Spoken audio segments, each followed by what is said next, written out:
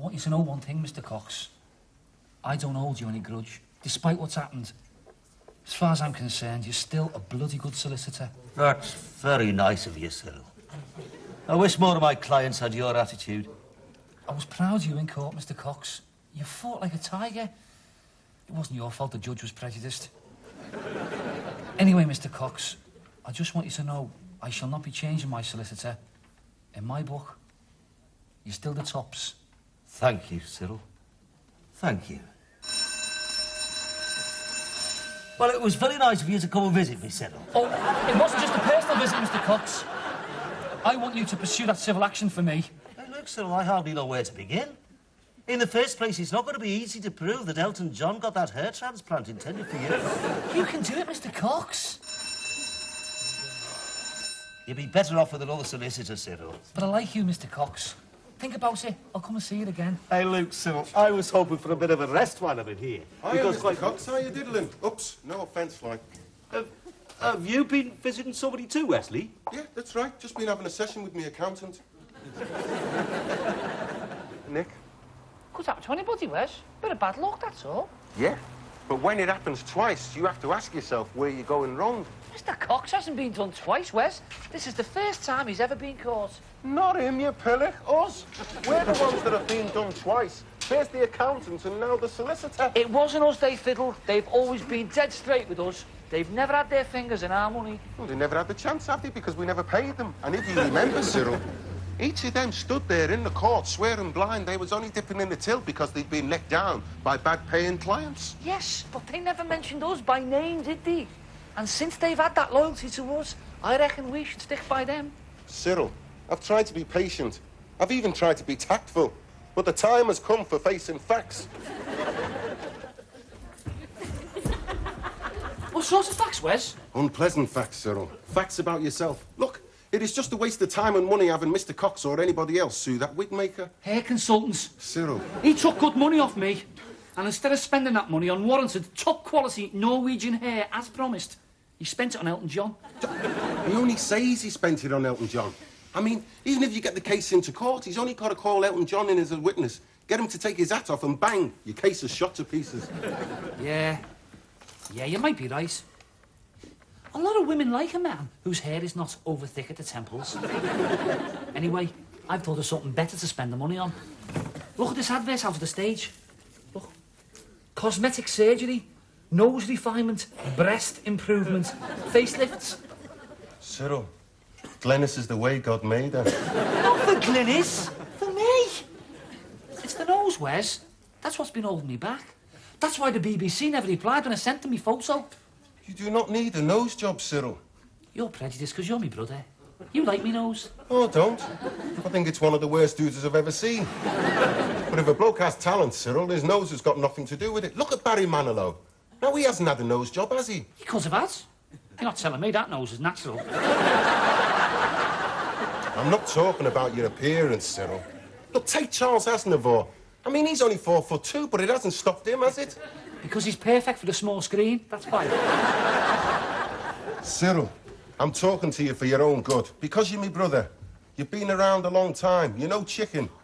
And if you're not getting anywhere by now... What are you talking about, Wes? I've got talent.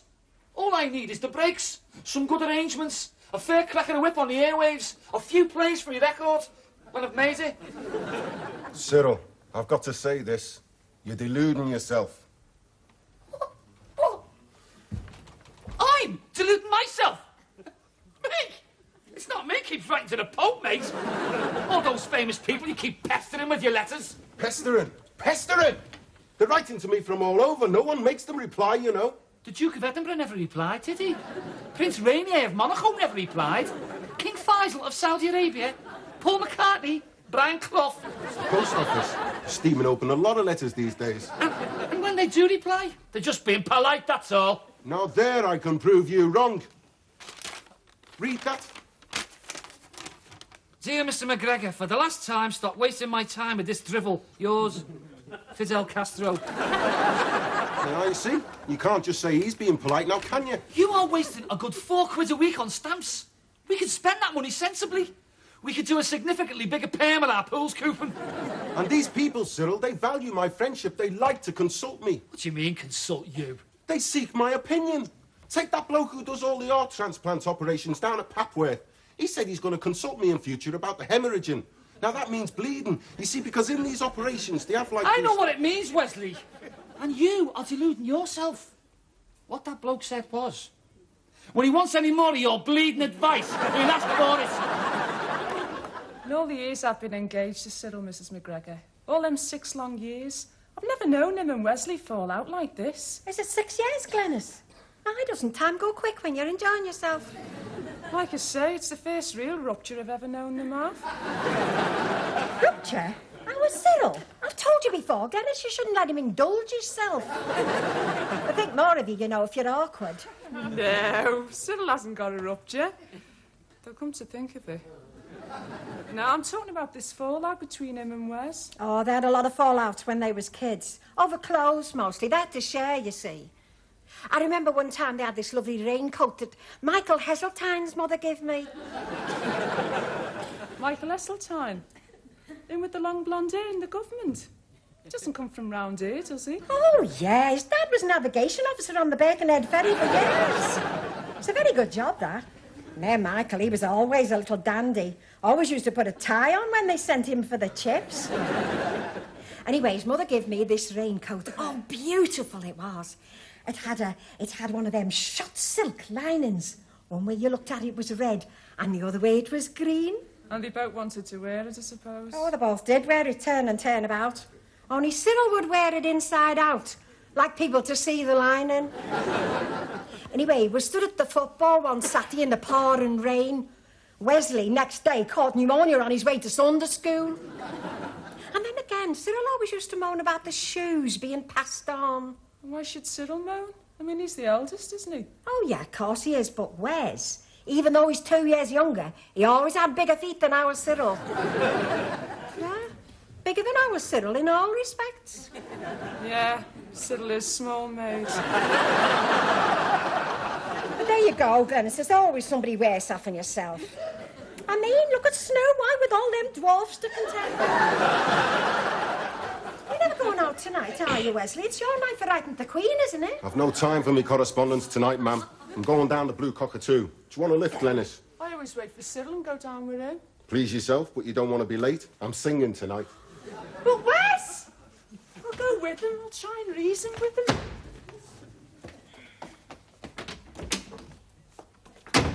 Now, this is what I call a letter. Well, I hope it's better than the letter you sent to Miss Kelly at Holy Infants. Dear Miss Kelly, Cyril will be off school tomorrow with earache. Signed, me man. Never mind that. This is to President Reagan. Dear Ronnie, just a line from one showbiz star of the present to a golden oldie of yesteryear. Knowing how much you must miss the business. Me and our Wes was watching one of your old films on telly the other night, a western, and our Wes said you couldn't act as good as your horse could. I stuck up for you. I said you could. How about that, eh? Shows no particular talent is required to be a pen friend of the great and famous. It's no good expecting our Wes to answer you. He's gone down the club. Singing. And don't think I'll regret the cost of the postage stamp neither, because... Is what? I don't know how you can do this to your own brother. Cyril asked for it, Glenys. He said I was deluding myself, and it's him. I'm going to show him that anyone can sing just as good as him. Ladies of Spain, guys and girls, and going by that rendition, what a right old bag she must have been. Now, once again, we're able to offer you a great new sensation here at Blue Cockatoo. It's my announcement. Tonight, ladies and gentlemen, we are introducing a tasty new chicken and onion pie to extend the great range of our meat and potato, and steak and kidney. And to put you in a masticatory mood, a new singing star. The velvet voice of a man who makes Johnny Mathis look dog rough. I give you... Oh, and incidentally, ladies and gentlemen, Faye behind the bar there is signalling to me that the pies are red hot. The sepia sensation, Wesley, warble voice, McGregor. Thank you, thank you. Thank you, Maestro. don't know how you can do this, Mr. Stanley. You're going to break Cyril's heart. Look, Glennis, Wesley is right. Cyril is deluding himself. He'll never be a singing star, never in this world. I don't know that. Stranger things have happened. True. But Donny Osmond had a nice personality, didn't he? Which is more than you can say about Cyril. Just tell me one thing. Why did you let Wesley sing? I had to. He knows about the 3 sets of account books. You mean the 2 sets, don't you? Oh, give over, Glennis. Everybody knows about the 2 sets. Mr. Stanley, I don't believe this. I'm staggered, as my solicitor, Mr. Cox, will be, when I instruct him in action for breach of contract against the man I thought was not just my employer, but my friend. Cyril, I employ you as a bouncer stroke singer, right? Well, as you're not good at it, I have to have another bouncer, Nigel here. And for the same reason, I'm entitled to have another singer. You can't call our Wesley a singer. Glynis, what's the matter with you? Not that really, is it? Glynis! My heart is broke, Nige, but what care I? I'll join the Legion, that's what I'll do. But they could use a good singer at the Legion. Annie Hale's not bad. Now, look, Cyril, I've got the feeling your Wes won't shift many pies. In which case, I'll still be using you as a singer. But, until further notice, you are a bouncer only. Oh, just a bouncer, am I? So be it. Right, Nige. Anybody gives any trouble tonight, he's mine. All right. However big he is, I pity him. Love you. Thank you. Thank you. Out, you! Out! We want none of that in here!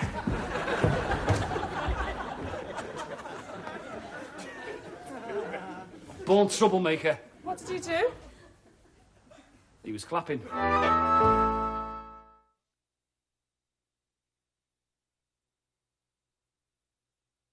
You want me to sue your own brother? But I would like to remind you that a Crown Court judge said that I had to be separated from human society for 12 months. Now, human society, stretching a point, includes you and your brother Wesley as far as I'm concerned. Don't be diffident, Mr. Cox. In my book, you're only in here through devotion to duty. Overzealousness in defence of the pathetic human flotsam that make up your clientele. Present company accepted. Cyril, I am going to ask you not to visit me again. And you can tell your brother Wesley. You can tell him yourself. He's in the next cubicle with the accountants. Hiya, Mr. Cox. I'll be with you in a minute. In the meantime, take no instructions from our Cyril. I want you to get an injunction for me against him using my address book.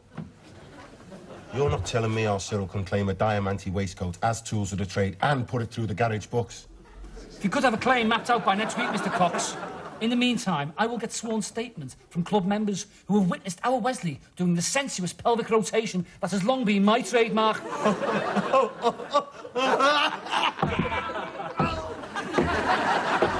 Cyril's really upset, you know. He was saying last night he's so upset, he just can't think straight about our wedding day.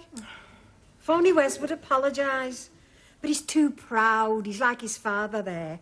I'm pretty sure that's why he never turned up at the registry office, you know. You told me you thought he must have lost his memory. Oh, well, partly that as well.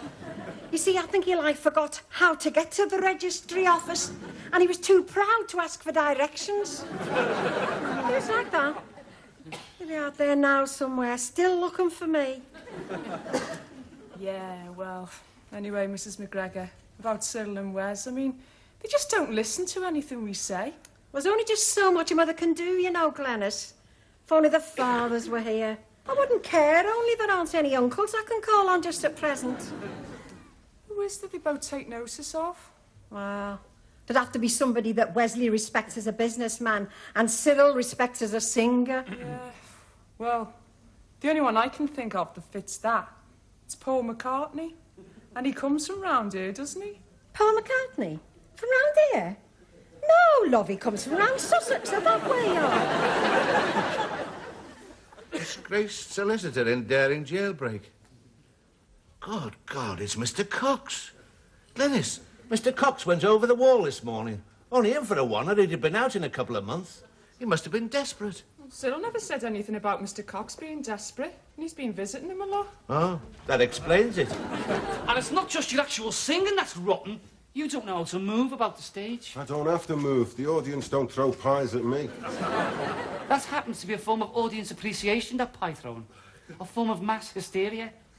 Some audiences throw flowers, some throw sweets, some girls even throw their bras. Isn't that right, Glyn? So you say.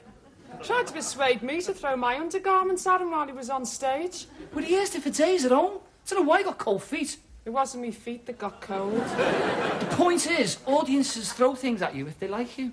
Here, at the Blue Cockatoo, they throw pies. Cyril's right. It's pie sales that pay the singer's wages. Well, audiences like me as well, Mr. Stanley. I mean, someone was clapping dead loud last night. That was Faye, that loud clapping. Well, Faye's a fan of mine, is she? I've no idea. She was clapping last night to shift a big cockroach off the pies. You've never had clapping like I've had clapping. What about that time at the Birkenhead Paraplegic Sports Day Opportunity Knox concert? Oh, yeah? That time you sang I Believe sitting in that wheelchair? Right! The needle went right off the end of the old clapometer. And why?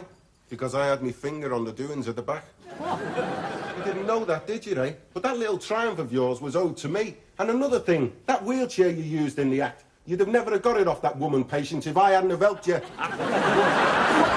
Oh, sad about Wesley and Cyril. Pathetic, really. You see, Glenys, people like them need illusions. It helps to make life supportable for them. Yeah, Dolly's like that, you know. She's convinced Wes's dad'll come walking through the door one day. Do you have any illusions, Mr. Stanley? Hey, of course not. I don't need illusions, because I'm successful. I've got the North's most fashionable nightclub. Well, I'll just have a wander around the table, see if there's any royalty in tonight.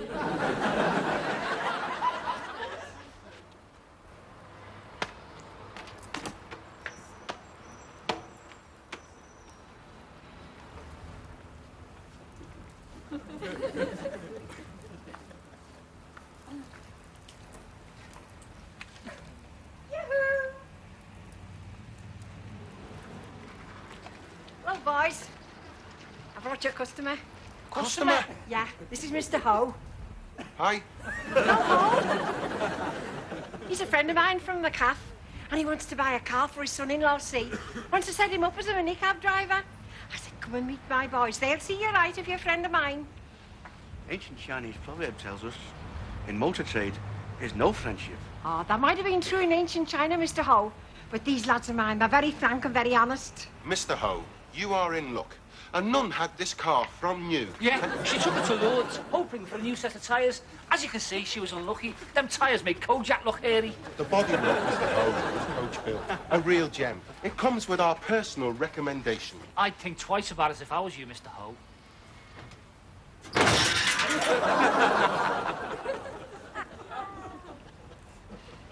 My brother has just demonstrated a unique safety feature on this model, Mr. Ho. You see, in the event of a collision, the bumper is self-detaching. Do yourself a favour, Mr. Ho. Just cast your eyes over this Hornet here. He wants a minicab for his son-in-law. Now, this Hornet is what we in the trade would call the ideal car for the wife. It'll take her there, but she'll be lucky if it brings her back. My brother likes a joke, Mr. Ho, as you can see from the cars he buys. Now, this Hornet was owned from you by a titled lady in Southport. Unluckily for her, but luckily for you. She was struck down by Tonkinson's disease the day after she drove us home and has been sat in her garage ever since. It's fallen to bits.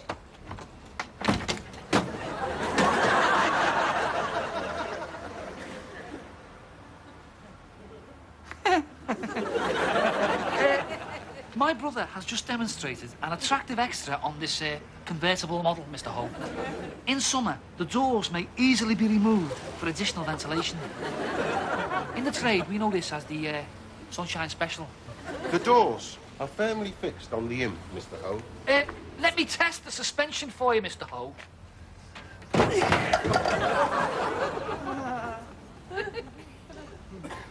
Every car has the odd defect, Mr. Ho.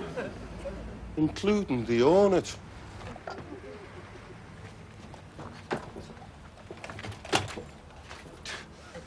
We wouldn't want you to have anything but the best, Mr. Ho.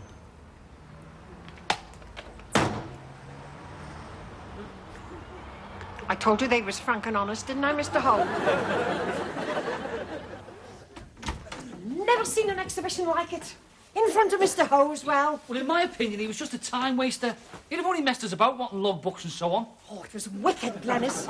They smashed up 2 cars. 2 cars completely wrecked. Yes, Cyril. Do you realise what that outbears the temper has cost us? Yeah, I know. Nearly 60 quid up the spout. There's a letter for you, Wesley. Postmark Mulligan Tyre.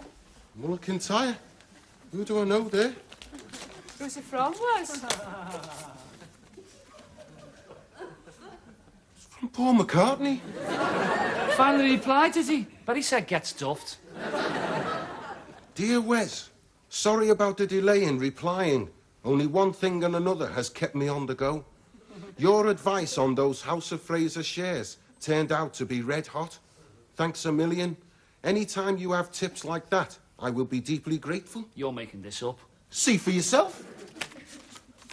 Blimey. That must be a forgery. What else does Paul say? By the way, I was in Liverpool, in Impetigo, a couple of weeks back. Impetigo. You know, it means like in disguise. Oh, he must mean incognito. Yeah. Anyway, a couple of weeks back, and I caught your brother Cyril's act in the Blue Cockatoo Club. What an artist Cyril is. No, it's not a forgery. Anyway, all the best to you and Cyril in your chosen orbits. You, Wesley, as a tycoon of tomorrow. Cyril as our next true superstar. Must close now, as it has been a hard day's night. Paul. Writes a nice letter, doesn't he? Wes, I scoffed at your far-flung correspondence. Look, I am man enough to say, mea culpa. No, Cyril. I provoked you. I mischievously criticised your singing. Stupid of me when you consider the verdict of a man like Paul, who, though a friend, is an honest critic and shrewd judge. The finest. And he also knows a commercial genius when he gets a letter from one. Can I read the letter, Wes? I'll leave the singing to you from now on, Cyril. Ditto the letter item, Wes. Glad you two are friends again. Oh, the tiff of talents, Glynis, the bickerings of brilliance. Hey, where's your Mr. P.S. here? Oh, yeah? Read it to us, ma'am. P.S. By the way, Linda thinks it is high time Cyril married Glenys. Oh, Glynis! You know what your trouble is, don't you? My trouble is I keep deluding myself.